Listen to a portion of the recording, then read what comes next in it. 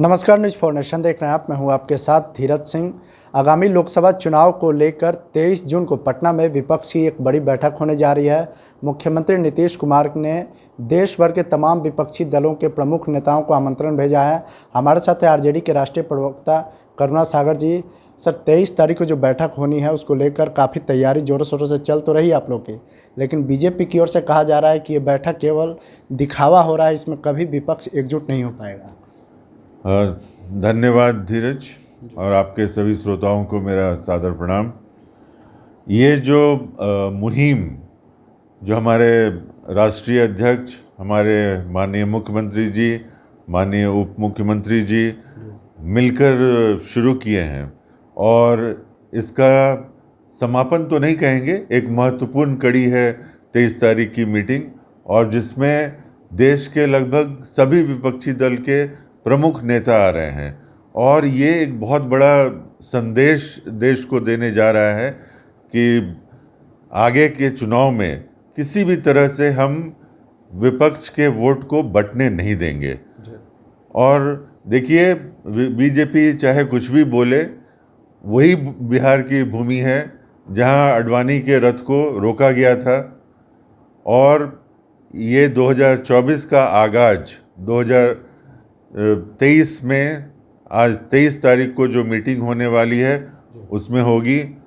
बिहार हमेशा से देश को संदेश देने का काम किया है।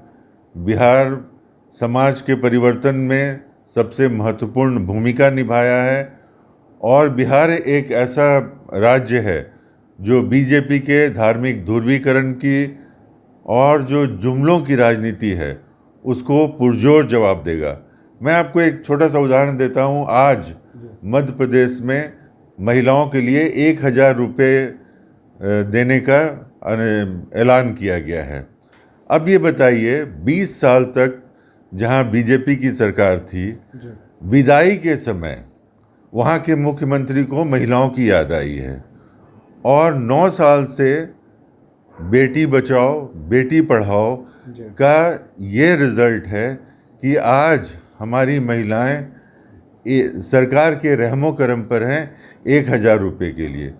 तो ये दिखाता है कि बीजेपी ने पिछले 9 साल में क्या किया है, और इसी बात को ये विपक्षी एकता लेकर जनता के सामने जाएगी। आप कह रहे हैं सर कि बिहार बदलाव की धरती रही है, लेकिन बीजेपी की ओर से कहा जा रहा है कि बदलाव की आवश्यकता क्या है? क्या जो देश में सरकार है उस पर भ्रष्टाचार का आरोप लगा है? जब उसकी नौबत नहीं है तो उसमें बदलाव की ज़रूरत ही नहीं है।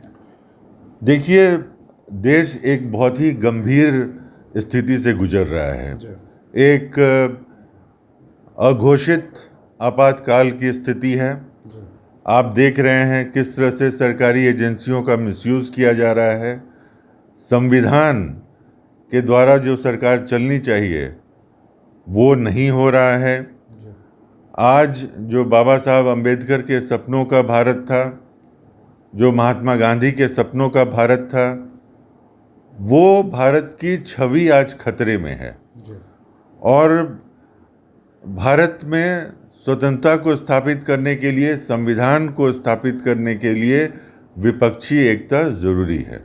एक आखिरी सवाल है सर कि मुख्यमंत्री नीतीश कुमार जहाँ जहाँ आमंत्रण देने के लिए गए थे, वहाँ पर उन्होंने लोकसभा चुनाव के लिए एक फार्मूला दिया था 1 वर्सेस 1, कि बीजेपी के खिलाफ विपक्ष का एक उम्मीदवार होना चाहिए।